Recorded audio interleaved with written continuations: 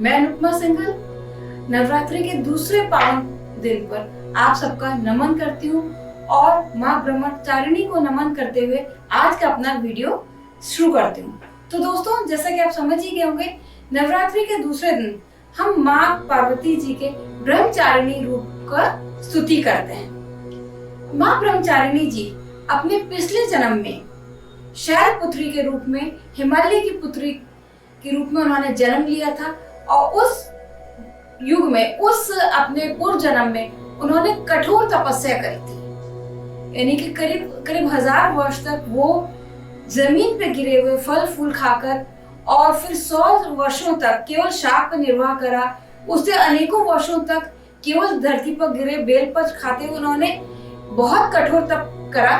तब जाकर शंकर भगवान ने, जो कि उससे भी पूर्व जन्म के उनके पति थे, उनको वरण करा। यानी कि इतनी कठोर तपस्या के बाद मां शैलपुत्री को शंकर जी अपने पति के रूप में प्राप्त हुए और उसी कठोर तपस्या के तहत उनका नाम ब्रह्मचारिणी भी पड़ा, जो कि हमारे द्वितीय दिन पूजी जाती है ब्रह्मचारिणी जी। ब्रह्मचारिणी का अर्थ है, सांस्कृतिक अर्थ है, यह हमारे उसमें अर्थ है तप, यानी कि तप की देवी, वो देवी जिन्होंने तप का आचरण करा है। ब्रह्मचारिणी जी को हम ऐसी देवी भी कह सकते हैं जो कि हमारे को अनंत की ओर ले जाती है। अनंत मीन्स कि हम एक बहुत उच्च विचारधारा की तरफ बढ़ते हैं। छोटी छोटी उलझने जो जीवन की है, छोटी छोटी सोच जो है हमारी, ये छोटी छोटी बातों में जो हम उलझे रहते हैं, उनसे हमें हटाकर एक बड़े अनंत की ओर ध्यानस्थ करती है। ब्रह्मचारिणी माँ हमें तप, त्याग, वैराग्य, सदाचार और संयम का पाठ पढ़ाती है। इतनी कठोर पर तपस्या के कारण उनका जो आभा है, मुखमंडल है, एक अलग ही ज्योति महज है। उनके मुखमंडल पे एक अभूतपूर्व ज्योति है और गरिमा है। मुखमंडल पूर्णतः प्रकाश में है और भव्य इनका रूप है। इनके एक हाथ में अक्षयमाला और दूसरे हाथ में कमंडल। अक्षमाला मतलब वो माला जिनसे तप करते हैं। कमंडल, कमंडल की अगर हम बात करें तो आप देखोगे इस तरह का पात्र होता है गोल सा, जिसमें हैंडल होता है, उसको लेके और उसमें जल होता है। अगर हम बात करते हैं तो जल का एक दूसरा अर्थ होता है आप, जो सांस्कृतिक शब्द होता है आप। आपका एक और अर्थ होता है, वो होता है प्यार।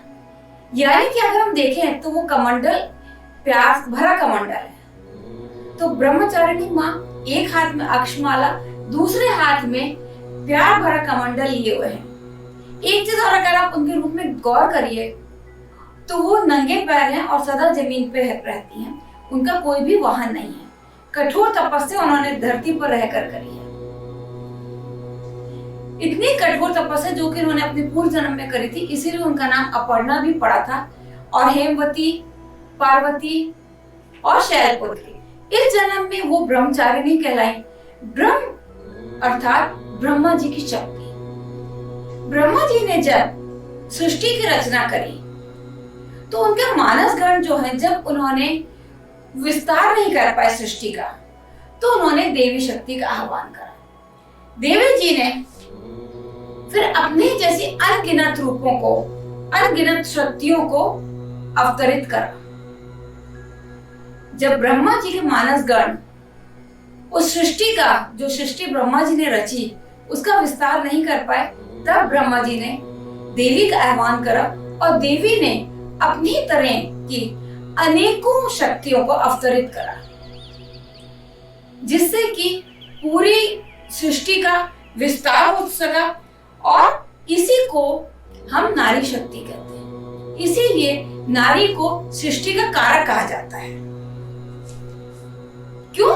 क्योंकि ब्रह्मचारिणी ने, माँ दुर्गा ने अपने इस रूप में सृष्टि का विस्तार करा। भारतीय आध्यात्मिक और सांस्कृतिक चिंतन में भी सृष्टि और समष्टि के रूप में नारी को सनातन रूप दिया है, सनातन रूप मिला है। और यही रूप हमारे लिए नारी का सर्वोच्च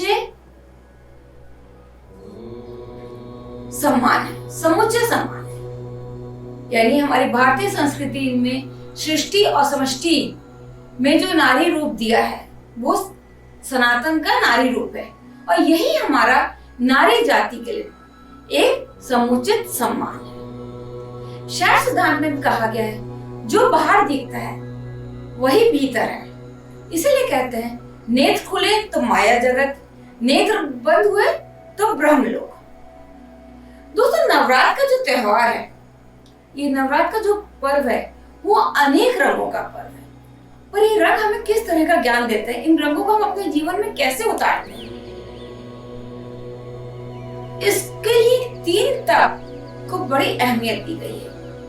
पहला है शारीरिक तप, दूसरा वाक तप और तीसरा मानसिक तप। इन तीनों तप से जब हम अपने अंदर वर्ण कर लेते हैं इन तीनों तप को, तो हम छोटी छोटी चीजों में उलझना बंद करते हैं। ये छोटी छोटी चीजें जो हमारा ध्यान आकर्षित कराती हैं, उन सब से ध्यान हटकर हम अनंत की ओर चलते हैं। यानी कि कुछ उच्चतम करने की हमारे अंदर एक काबिलियत आती है। जैसे कि मैंने शुरू में भी कहा, ब्रह्मचारिणी देवी वो देवी भी है जो कि हमें अनंत की ओर ले जाती है। ये हमें तप, त्याग, वैराग्य, संयम, सदाचार की शिक्षा देती है। वैराग्य ये नहीं कि अपने संसार से वैराग्य ले लिया। वैराग्य मीन्स जो आपका दिमाग छोटी छोटी उलझनों में उलझा रहता है, मन छोटी छोटी बातों में उलझा रहता है, उससे हटके आप उच्चतम की तरफ ध्यानस्थ हो जाएंगे। यानी आप कुछ बड़ा सोचने के लिए लायक बन जाएंगे, कुछ बड़ा आप करेंगे। छोटी छोटी बातों में उलझ के, छोटी छोटी बातों से चिंतित होके, छोटी छोटी बातों से परेशान होना बंद होके आपका ध्यान केंद्रित हो जाएगा। इसीलिए कहते हैं माँ ब्रह्मचारिणी के जो आराधना करते हैं उनका मन एकाग्र होता है, फोकस होता है, मानसिक शक्ति बढ़ती है, बच्चों में एकाग्रता आती है, पढ़ने में फोकस होता है। तो ये ताकत है माँ ब्रह्मचारिणी की।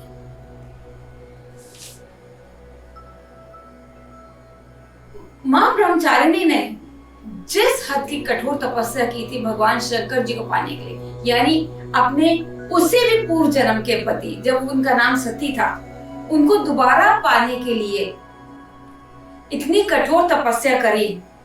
तो हमें ब्रह्मचारिणी जी की जो आराधना है वो हमें ये प्रेरणा देती है, ये शिक्षा देती है कि प्रतिकूल परिस्थितियों को झेलते हुए भी या प्रतिकूल परिस्थितियों से गुजरते हुए भी हमें कभी भी अपना कर्तव्य नहीं छोड़ना चाहिए।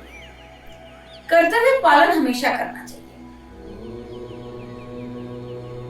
नवरात्रि का पर्व वो है जो नूतन है, सचेतन है, नित नई चीज हमें सिखाता है, नित नए ज्ञान दिलाता है। ब्रह्मचारिणी जो ध्वल कपड़ों में, ध्वल रंग के कपड़ों में, एक हाथ में अक्षमाला, दूसरे हाथ में कमंडल लिए, एक पूर्ण ज्योति में आभा के भव्य रूप के साथ हमें तप, त्याग, सदाचार, संयम, वैराग्य का पाठ पढ़ाती हैं और शिक्षा देती हैं कि कभी भी हमें हार नहीं माननी चाहिए और कठोर तपस्या से हम मुश्किल से मुश्किल चीज पा सकते हैं। तो दोस्तों, अंत में मैं कहना चाहूंगी कि इसी ब्रह्मा शक्ति की प्रार्थना करते हुए देवता कहते हैं, तुम क्या हो और क्या करते हो ये हम नहीं जान सकते।